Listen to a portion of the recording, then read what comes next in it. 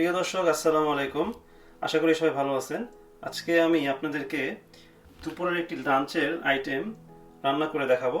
Basically এই আইটেমটা আমি প্রায়ই আমার দুপুরের লাঞ্চ হিসেবে খেয়ে থাকি। সেটি হচ্ছে, এখানে আমরা এটাকে স্পিনাট বলি। এটা বেসিক্যালি একটা এক ধরনের শাক বলতে পারেন। বাংলাদেশে আমরা শাক তো অনেক ধরনের শাক খেয়ে থাকি। এছাড়া টমেটো, দুইটা ডিম এবং কিছু রসুন নিয়েছি, সাথে পেঁয়াজ এবং দুইটা কাঁচামরিচ। তো যাই হোক, প্রথমে যেটা আপনারা করবেন সেটা হচ্ছে যে পেঁয়াজটা ভালো করে কুচি কুচি করে কেটে নিতে হবে।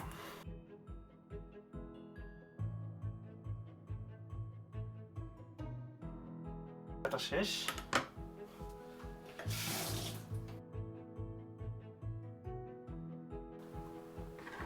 তো আমি মরিচটাও কেটে নিলাম।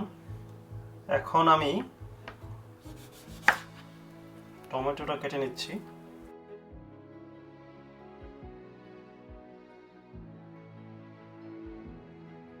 আমার একটা শর্ট রান্না, তাই আমি খুব দ্রুত চেষ্টা করতেছি রান্না করার জন্য। কাটা রসুনটাকে আমি একটু ছুলে নিচ্ছি। তো এখন আমি এটা ধুয়ে নিব একটু।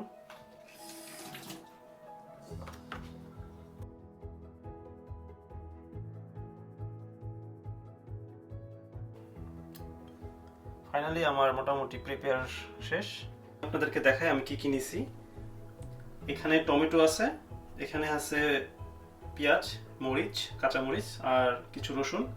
তো এই হচ্ছে আমার উপকরণ বেসিক্যালি। তো আমি যে ফ্রোজেন যেই শাকটার কথা বললাম, এটার ভিতরে কিন্তু আসলে এরকম থাকে, পুরোটাই ফ্রোজেন করা, কিছুটা বাটার দেওয়া আছে এটার মধ্যে। তো আমরা যখন এটা রান্না করব তখন আসলে এটা আরো সুস্বাদু হবে। এই রান্নাটা করার জন্য একটু বড় কড়াই নিলে ভালো হয়। তো আমি এখন চুলাটা মোটামুটি ছেড়ে দিচ্ছি, কড়াইটা একটু গরম করে নিলে ভালো। তো আমি সামান্য সয়াবিন তেল দিয়ে দিচ্ছি। আমি এখন পেঁয়াজ দিয়ে দিচ্ছি আর সাথে রসুন।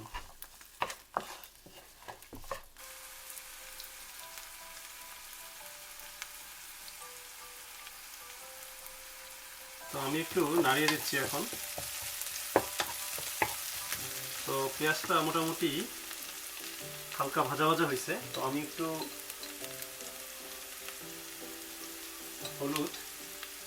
হলুদ দিয়ে দিলাম এবং হলুদের সাথে একটু মরিচ,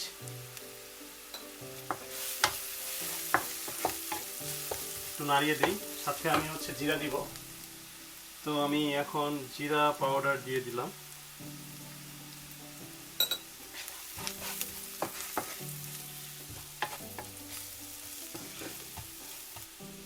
এবং আমি দিয়ে দিচ্ছি হচ্ছে এই যে মরিচ, কাঁচামরিচ। কাঁচামরিচটা আমি আর্লি দিলাম, আপনারা চাইলে পরেও দিতে পারেন, বাট আমি আর্লি দিতে পছন্দ করি। এখন আমি যেটা করব সেটা হচ্ছে যে সামান্য পানি দিব।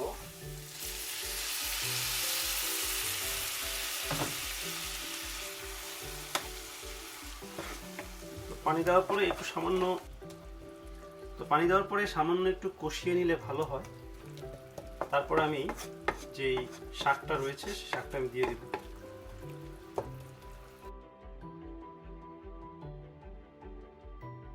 এই হচ্ছে আমার স্পিনাচটা, মানে শাকটা আমি দিয়ে দিলাম। এটা এখনো ফ্রোজেন, যেহেতু এটা একটু এখনো আইস হয়ে আছে, তাই এটার উপর আমি কভার দিয়ে দেবো যাতে করে এটা তাড়াতাড়ি গলে যায়। তো আমি কভার করে দিলাম এটা ঢাকনা দিয়ে।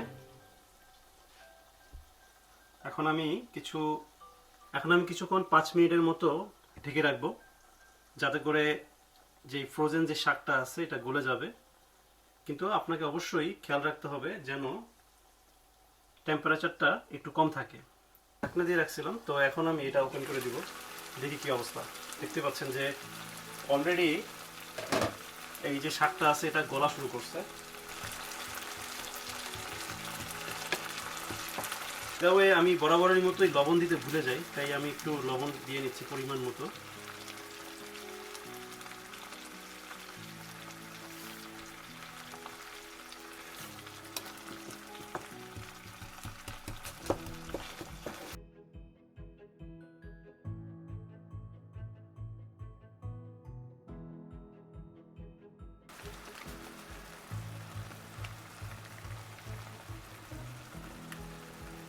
তো আমি যেটা করলাম সেটা হচ্ছে যে একটু টেস্টের জন্য আমি এই রাঁধুনির একটা সবজির মশলা আছে, সো আমি ওই মশলাটা একটু দিলাম।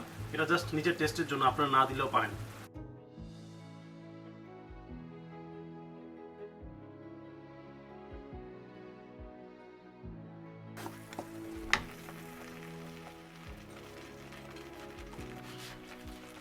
এবং টমেটো।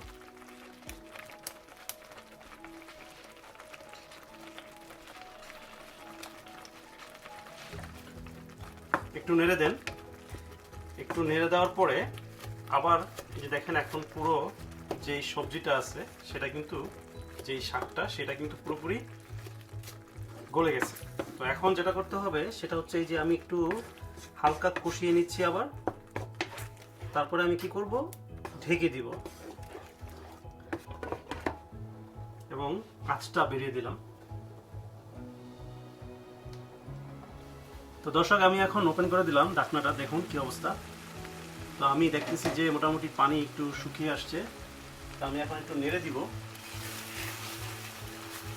এটার মেইন যেই শাকের যে টেস্ট আসবে যখন এই পানিটা শুকিয়ে যাবে, একদম খুব ঘন হয়ে আসবে, তখনই এই শাকের টেস্টটা পাওয়া যায় বেশি। মোটামুটি রান্না মোটামুটি শেষ হয়ে যাচ্ছে। তো আমি আরেকটু পানিটা শুকাবো। আপনারা চাইলে পানিটা এভাবে রাখতে পারেন, অথবা আপনারা আরও আমার মতো শুকাইতে পারেন। তো আমি আরেকটু পানিটা শুকাবো, তারপরে হচ্ছে যে আমি ডিমটা ফ্রাই করব। তো আপনারা দেখতে পাচ্ছেন যে মোটামুটি পানি অনেক শুকিয়ে আসছে। তো আমার মোটামুটি শাক রান্না করা শেষ। তো যাই হোক, আমার শাক রান্নাটা ফাইনালি ডান, এবং আমি যেরকমটা চাইছিলাম সেরকমটাই হয়েছে। আপনারা চাইলে এরকম করতে পারেন। তবু আমি যেরকমভাবে এখন শাকটা পানিটা শুকিয়ে নিয়ে আসলাম, তো আপনারা চাইলে এরকম করতে পারেন। তো আমি এখন একটা ছোট প্যান দিলাম, সেটার উপরে আমি বেসিক্যালি আসলে এই প্যানটাতে আমি আসলে ডিমটা ফ্রাই করব। একটু সয়াবিন তেল দিয়ে দিচ্ছি সামান্য।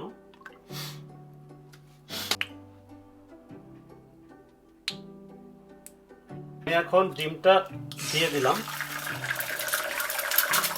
তো আমি একটা প্রোডাক্ট ইউজ করি যেটা হচ্ছে যে জার্মানিতে আমরা এটাকে বাজিলিকুম বলি। তো বাংলাদেশে আমি এক্স্যাক্টলি জানি না এটাকে কি বলে। তো এটা আমি এখানে এসে আসলে ইউজ করা শিখছি। তো এটা আসলে একটু একটা ফ্লেভার নিয়ে আসে। তো বেসিক্যালি আমি এটা এখন উপরে দিয়ে দিব।